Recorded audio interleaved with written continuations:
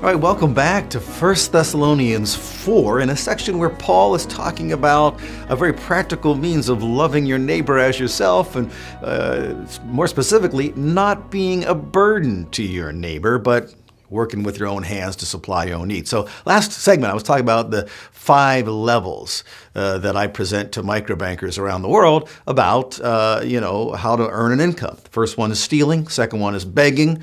And neither one of those are loving your neighbor as yourself. Are they? Not at all. The third one is you're at the middle now. You got 2 below and 2 above. This is the neutral place. It is an act of love.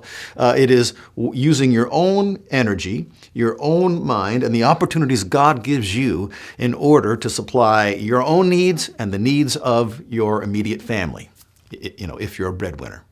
And you see, that is an act of love. It's an act of love towards everybody else because you're not making yourself a burden upon them. You're not expecting them to work to supply your needs. And you're also supplying not just your needs, but the needs of your immediate family members. So it's an act of love towards them. Hey, you're walking in love. You ever think about it? You go to work every day, that work, maybe that you don't love it so much, but you're doing it because you love somebody else, that woman you're married to, or those kids that you're trying to put through school. That's an act of love. God bless you. That's virtuous. But there's still 2 further steps above that are higher degrees of love. Are you ready for the next 2? All right. The fourth one would be using your energy, your muscles, your mind, your intelligence, your knowledge, your skills, and the opportunities God gives you to earn enough not only to supply your needs and the needs of your immediate family, but to supply the needs of others beyond that who are legitimately needy, widows and orphans. And those who are handicapped, and those who are persecuted and downtrodden, those who don't have an opportunity to earn their own living, they need our help. And so you see, that's a higher level of love, because you're not just taking care of yourself and your family, you're taking care of widows and orphans. Every Christian ought to aspire to get to that 3rd and to that 4th level. Okay? Make that your goal if you're not there already. I think probably many of our viewers are. God bless you.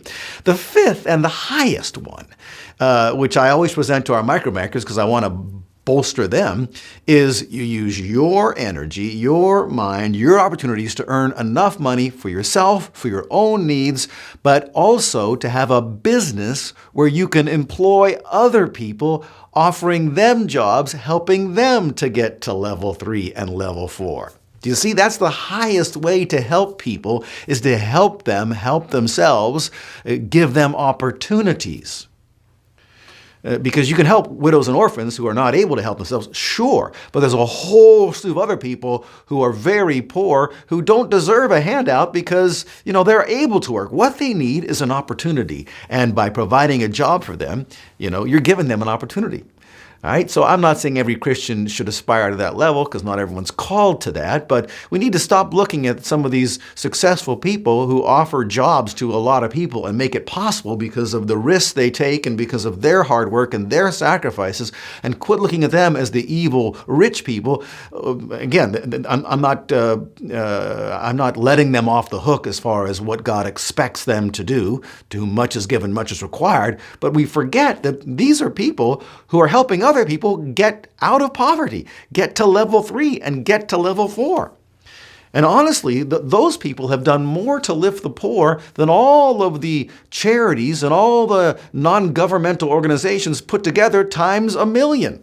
All right, those who are out creating jobs and taking risks and investing and so forth, making it possible for other people to have opportunities. That's the best form of helping the poor lift themselves. Okay? And so I always tell our microbankers, guess what? When you become a microbanker for Heaven's Family, that immediately puts you on level number 5. Because you're giving people loans, offering them opportunities to become self-sufficient and to lift themselves to higher and higher levels. But then I ask them an irresistible question: what happens if you make them a loan and they don't pay you back?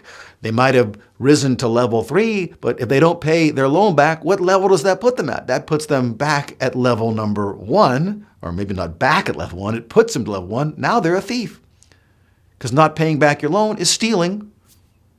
In our case, not only from the micro banker, not only from heaven's family, but also from all the future borrowers who would have benefited by the loan that you repaid, as that money was repaid to them. See? Okay.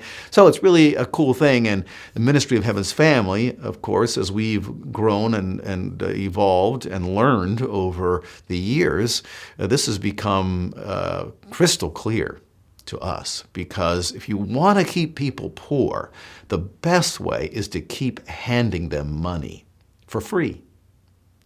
That's a great way to keep people in poverty. It encourages poverty. If the government of the nation where I live could learn this simple truth, it could change the lives of millions of people who are stuck in poverty, and the government keeps them stuck in poverty because it just keeps sending them those checks. Money that they didn't earn. And I'm not talking about Social Security, which people had money taken out of their paychecks for years and years, a government savings program, as crazy as that is, and that is destined to fail, of course. But I'm talking about government just giving handouts to people who ought to be working. That's biblical. And oftentimes, some of these government leaders will even quote the scripture and say, well, we are our brother's keeper. That's not what that scripture means at all. We're going to read later on when Paul wrote to the Thessalonians the second time and said, here's what we used to tell you, and we're telling you again. If any man will not work, neither let him eat. Don't let him eat. You say, that doesn't sound like Christian compassion. That is Christian compassion. You're hurting that person by continually giving that person a handout. Okay, all right, well, that's enough said on this subject. In our next segment, we're going to talk about the coming of the Lord and what all of that means for you and for me. Can't wait to talk about that. I'll see you next time.